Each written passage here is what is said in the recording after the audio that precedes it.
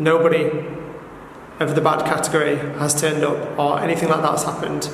But it has got to a stage where Sarah and I don't feel safe in our own home anymore at all.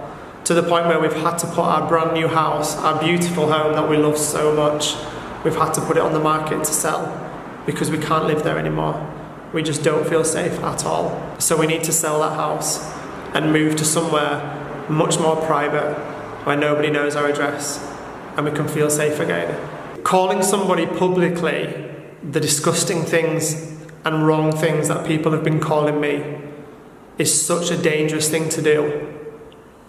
It's inciting violence and hatred on such a public level, such a public platform, that I could have literally anybody walk up to me in the street without warning and attack me and seriously harm me, even kill me, all because they've got some misguided and wrong idea that I'm interested in children or that I'm some kind of sexual predator from all of this rubbish that's online, which is just completely and utterly untrue and wrong. Nobody would know this from my vlogs that we put out every day, but behind the camera, I'm a complete and utter wreck right now. I've lost all of my confidence in myself. I've lost all of the confidence and love for what we do, and I'm constantly living in fear. Fear of somebody turning up at my house or somewhere I'm at in the street to hurt me. Fear of the next set of harassing statements online. Fear of the next small YouTuber trying to use my name in a defamatory and wrong way for their own personal gain. How has that become acceptable nowadays? Smaller YouTubers that maybe get 100 to 200 views per video now do a video on exposing Chris Ingham and they get a couple of 100,000 views. So the same small YouTuber then does multiple videos using my name in the title, exposing Chris Ingham version 2 or whatever it may be.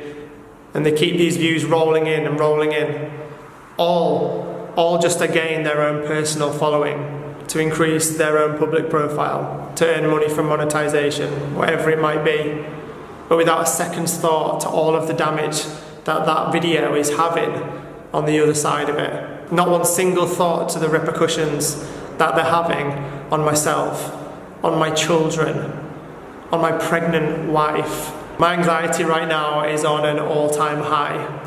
It's no secret to anybody that I struggled very badly in my late teens, especially with OCD. I am yet to do a video on that.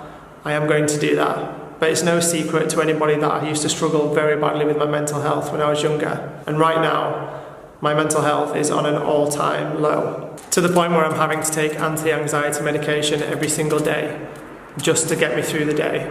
And then this past weekend happened when we arrived in Australia. As we arrived in Australia, we all came through immigration together. I was asked to step to one side, and Sarah and the girls were told that they could carry on and enter the country, and they were fine. But I was taken to a holding cell.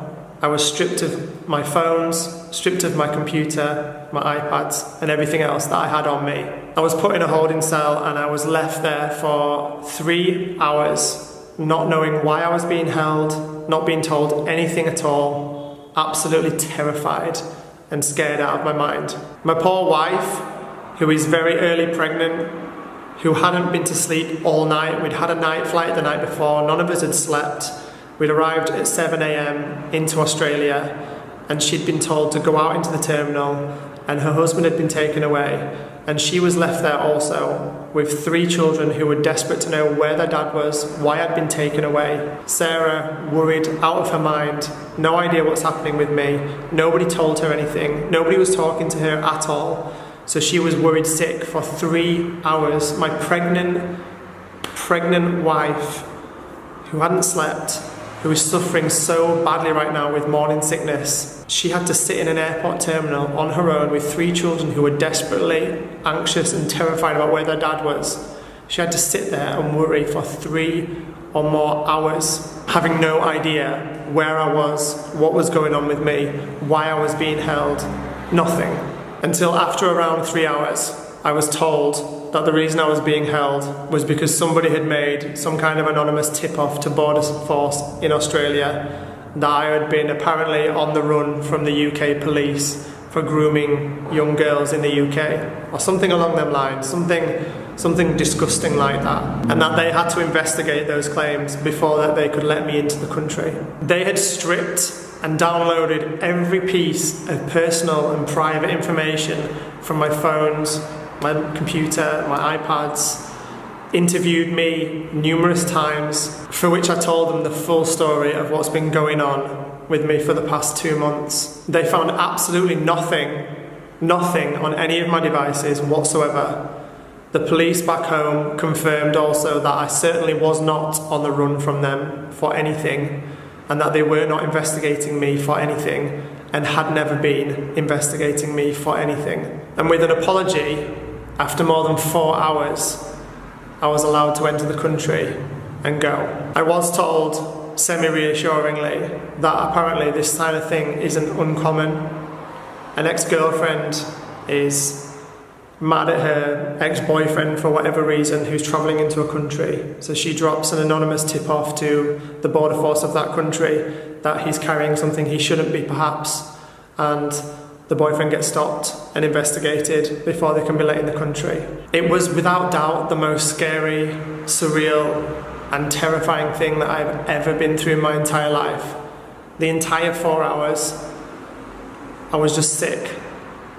I couldn't believe what was happening. We just spent the whole night excited about the fact that we were about to start our adventure in Australia, somewhere we've never been to before, somewhere we've saved up for months to be able to afford, somewhere we've looked forward to and talked about for months, somewhere we've planned to give Isabel the best 13th birthday that she can ever have, because that's the reason for this trip, is for Isabel. And so that we can give her the 13th birthday that we want to give her. All of that was about to be destroyed. All of that was about to be destroyed. I had no idea if I was going to see my family again, or what was going to happen to me, where I was going to be sent. Not to mention my poor pregnant wife, who was left for more than 4 hours, not knowing anything at all. Nobody spoke to her. She had no clue about why I was being kept, if she was going to see me again, where I was, what was happening with me. She was going out of her mind with worry. Her and my children went through absolute hell. At the start of something that should have been so happy and so positive, they went through absolute hell. And that is not acceptable on any level. That is way beyond harassment. It's way beyond anything that anybody should ever have to endure. And anybody watching this right now that thinks that calling an anonymous false and fake wrong tip into a border force and having that happen to a family, anybody that thinks that that is acceptable to do that to a family, then I just don't have any words for that.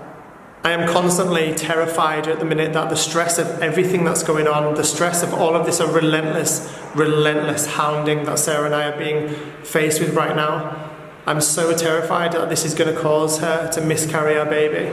She's under the worst stress that I could ever imagine a new mum having to be under. No one who is newly pregnant, no one at all should ever have to go through stress like this, let alone when you've just found out you're pregnant, and you should be celebrating and enjoying this new amazing chapter in your life. No pregnant mum should have to deal with the stress that is on Sarah's head constantly at the minute because of all this. And I am just terrified every single day that this relentless hounding that we're going through right now is going to cause her to miscarry our baby. The fact of the matter is that all of these people who are hounding me right now and hounding Sarah right now, all of the people that are posting these disgusting, wrong, completely incorrect and defamatory statements about me online right now, the ones that are trying so hard to destroy the Ingham family, why? Why would anybody want to do that to a family? Why would anybody want to do that to poor, innocent children? Why would anybody want to do that to anybody at all? Because let's be real about it. If you succeeded in destroying the Ingham family, you destroyed our business. We'd lose our home. We'd lose our house. The girls would lose their school. The two places that the girls feel safe, secure, and happier, they would lose all of that. We would lose everything. Everything that Sarah and I have killed ourselves over to create and build for our children's future over the last 2 years. All of that, everything would be gone. Why would anybody want to do that to anybody? Especially children. Especially my children. Especially my child that's on the way. My pregnant wife. Why would anybody want to harm and hurt a family in that way? Because at the end of the day, that's what you're doing.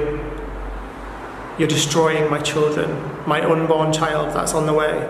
They're the people that you're damaging right now and that you're hurting. Why would anybody want to do that? Especially to children.